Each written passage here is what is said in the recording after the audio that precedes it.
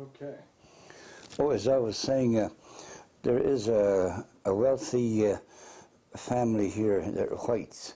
Now, in his younger days, that man stated that they had biscuits every day, and he called that a poor man's dinner, you know, the biscuits. However, these days, since they kind of quit making the biscuits at home, then he craves for them, and therefore that same thing has happened to me. I have eaten a lot of those old-time foods, and I got tired of it. But after quit eating them for about 40 years, then I crave for it.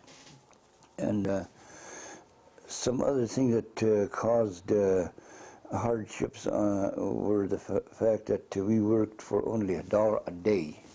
Now, the modern kids, of course, will not be able to understand that, or modern generations, where we work for $1 a day. Now, the things in those days were so abnormally cheap that it's hard to believe. Now, a package of cigarettes in those days was 15 cents a pack, or 2 for 2 bits. Now, before that, Camels were known to be as little as 7 cents a pack, and the room at the hotel was an average of about 35 or 50 cents. But if a person wanted to splurge and stay in a better hotel, they'd pay 75 cents or $1. Now, I did stay at Davenport Hotel in 1934. On my way back, I thought I'd stay in a real hotel just for one night. I paid $2.50 at Davenport Hotel. But now, these days, when I have gone to conventions, I've had to pay as much as about $32 for a room, and still thinking nothing of it because I had to pay that much for the room. And the price of the food in the restaurants in my college days was 35 cents a plate for a roast pork dinner. Now, that began to break me slowly because my budget of my money was not quite enough. So I had to shift to a high-U cafe where the meals were advertised to be 2 bits on up, but that was a mistake I made because the amount of meal that they gave me was a starvation plate.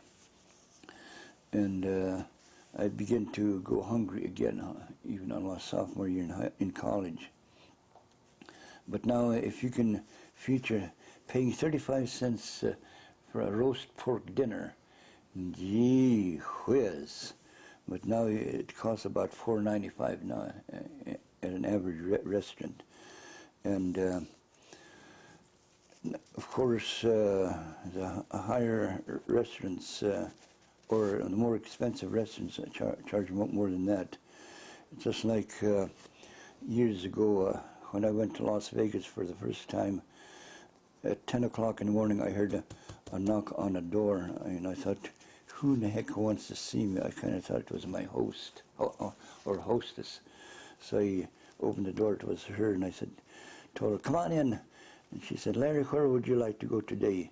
And I told her, the first thing I want to go do is eat in the cheapest restaurant in town. And then I want you to bring me to a Boulder Dam. I want to see that dam. And she said, get your hat and coat, let's go. So she brought me to Imperial Palace, where my breakfast cost me $8 and something. And then I gave her $20 for the gas to bring me to Boulder Dam and back. But can you imagine, $8 for a breakfast? And then the next day she came around again, she said, where would you like to go? And I told her, I would like for you to bring me to the cheapest restaurant in town for breakfast. This time she brought me to a Desert Inn.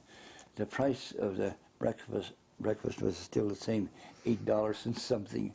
Oh my gosh. But then, of course, in those casinos, sometimes you can get your money back, or maybe several fold, if you hit the jackpots or hit some big ones, like 3 bells in a dollar machine, which is 18.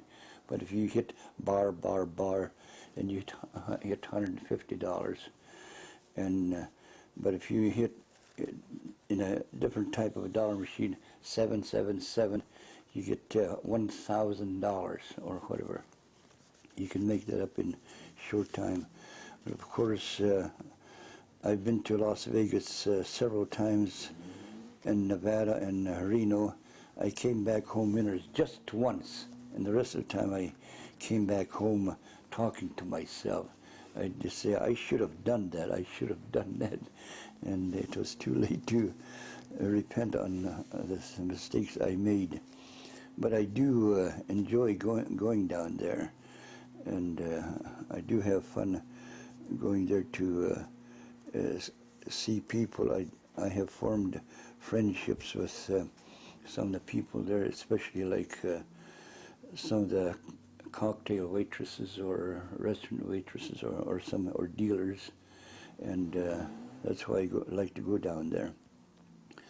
And now the food has increased something awful since then.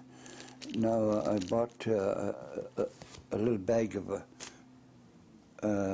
groceries a while ago. One of these things.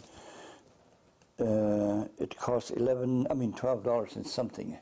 But when I was working on a fire lookout at Hot Springs, the food I bought for $8 was enough for a whole horse to pack up my food on a pack horse to that fire lookout.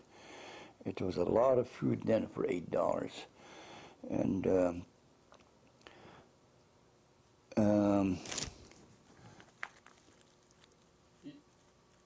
one thing you just mentioned was that you always had lots of Bitterroot and camas around until your mom died. When was that? Back in the 1930s. And that was when my both grandmother and mother picked those. In fact, we had, they were ambitious enough to pick a little more than usual, and therefore they'd pick enough so that we'd trade for some food from the Idaho, from the Nez Perces, which we do not grow around here, and now like mountain biscuit root, and that was a very filling food to use, and whenever we did have mountain biscuit root, the flatheads here would say, where in the world did you get these? We'd tell them we traded off from the Nez Perce country. And that's about the last time that I ate any Indian food to a large degree was back in the 1930s. And however, in the 1940s, when I went, in 36, 37, 38, when I went to college, I hardly ever ate anything, any Indian food since then. And then, of course, I began to work in the Forestry Service and irrigation service, and then as an operator at the theater. And I ate in restaurants ever since then. But after a while, when I did get married, then I began to eat at home, and we managed to have a much better food than we did have when I was young, because it was understandable that my folks could not work on any jobs to earn money then compared to what I could do in my younger days when I began to work here and there. Now, at one time I had as many as 3 different jobs here in town, as an operator at the theater, and I was hired to work at the Ronan Surplus and Sporting Goods, and then taking care of the pin setters at the bowling alley. And the reason why I had all those jobs was because when I entered my freshman year at the university, I learned two things. One was college teaches restraint, and it also teaches self-discipline.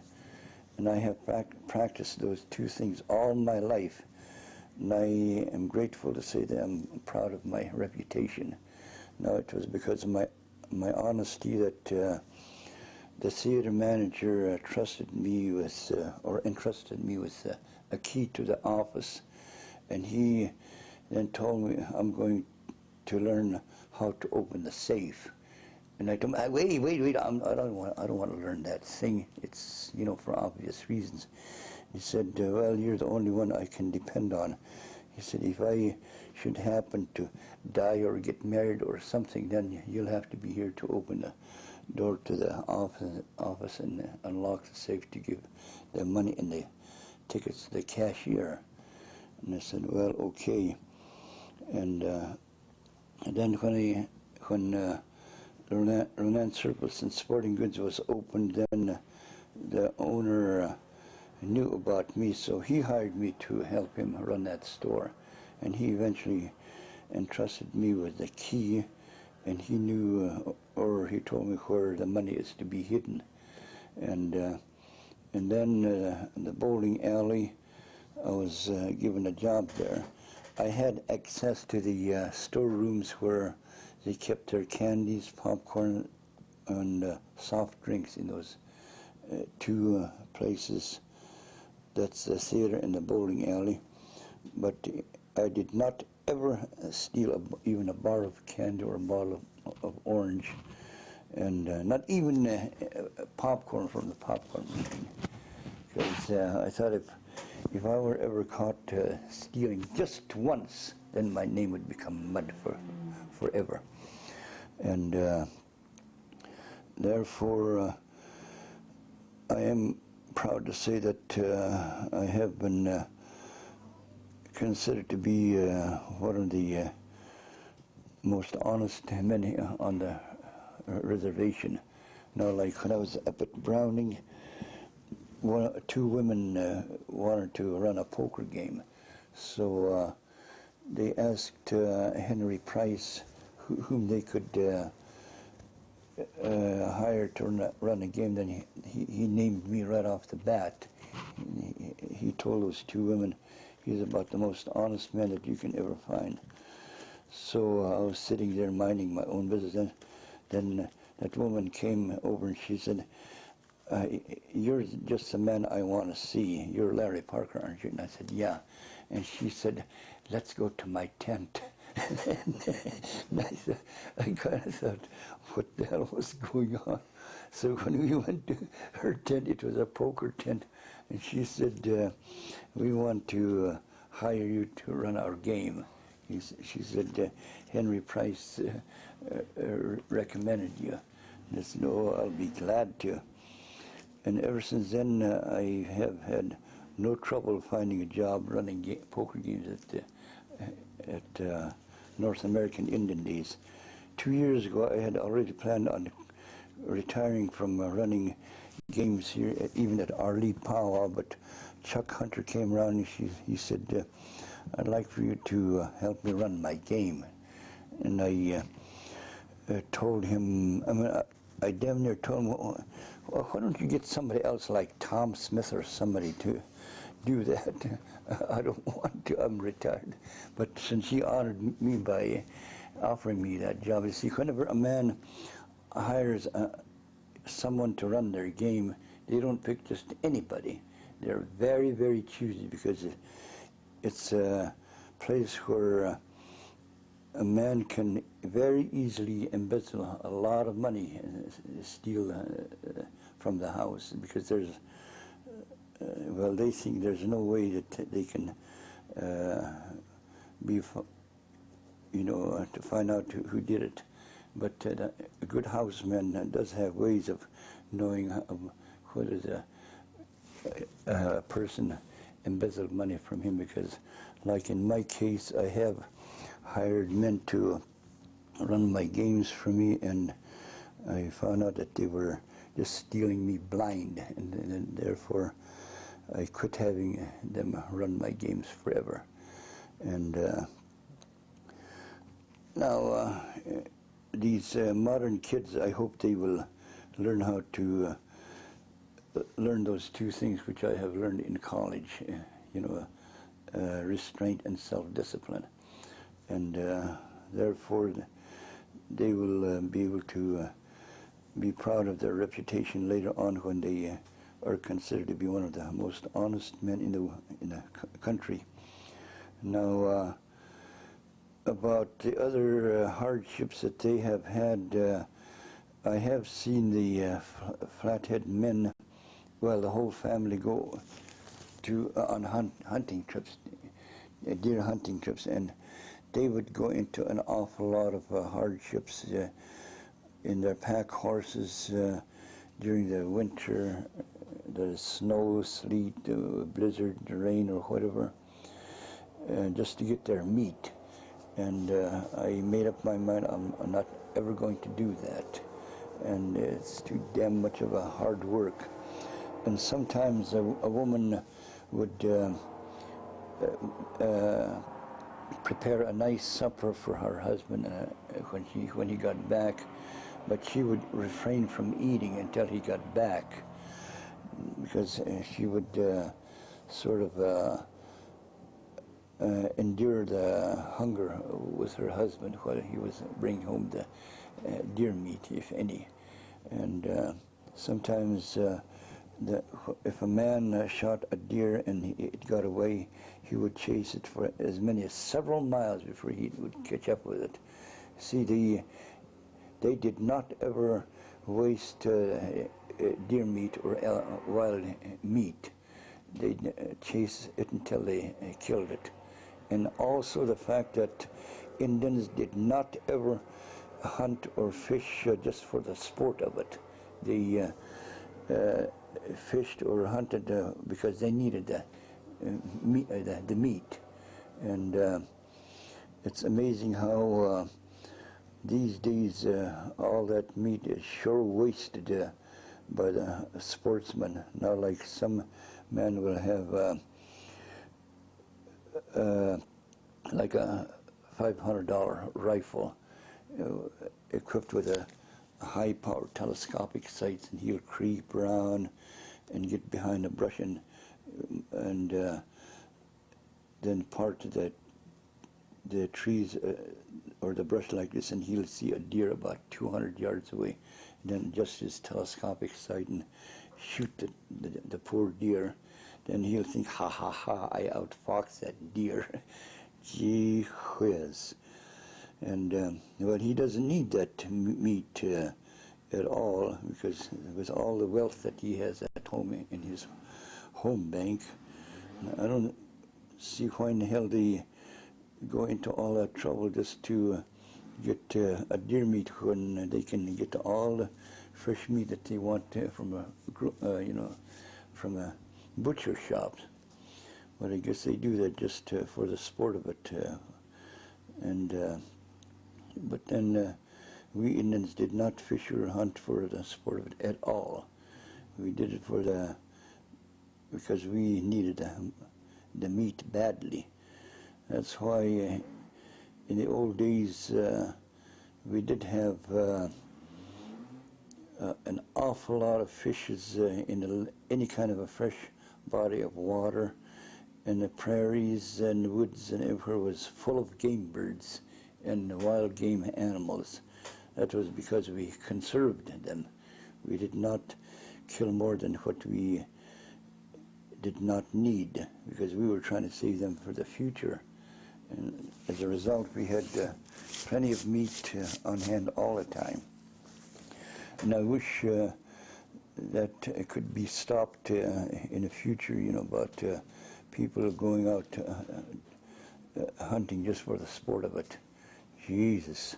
But one thing I do know that it seems like pheasants are endangered species around here. There's hardly any left. I don't know whether the hunters killed them off, or whether it was the damn stray dogs which are running around loose.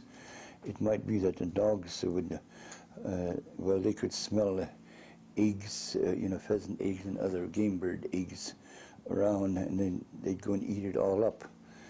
And I wish something could be done about that.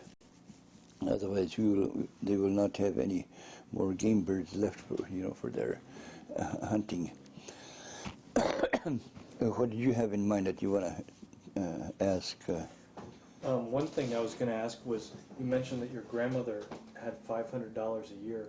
Oh yeah, she would be allowed $3 a month. Yeah. How did she get the 500?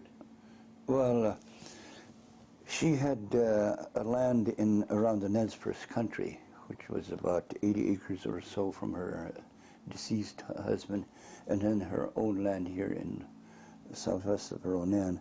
She got about 200 some odd dollars from her Ronan money and 200 from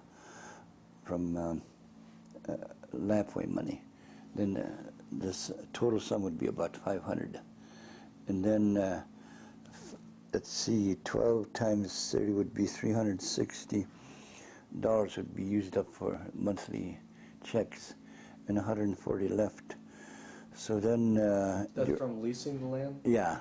And then now during the two big days, 4th of July and Christmas, she would go down and tell the Indian agent, I would like to have some powwow money. I'd like to withdraw about $50 or $60.